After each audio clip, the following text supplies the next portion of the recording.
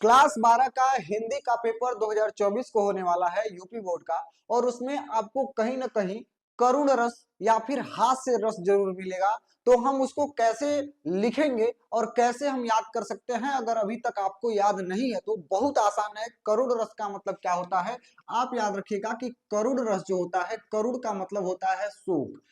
यानी अगर आप दुखी हैं तो आप शोक में हैं, इसका मतलब यही है। और यहाँ पे मैंने उसका लिखा हुआ है कि जब विभाव, अनुभाव तथा संचारी भाव, यह तीन शब्द याद रख लीजिएगा।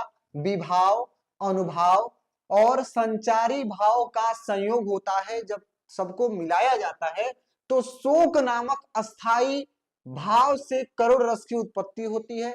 जब विभाव, अनुभाव और अस्थाई भाव का संयोग होता है तो शोक नामक अस्थाई भाव से ही करुण रस की उत्पत्ति होती है।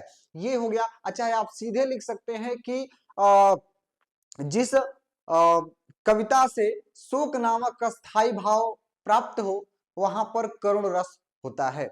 जैसे एग्जाम्पल में जितनी भी दुख भरी गीतें होती हैं वो सारी करुण रस के एग्जाम्पल हैं। जैसे ऐ मेरे दोस्त लौट के आजा, बिन तेरे जिंदगी अधूरी है।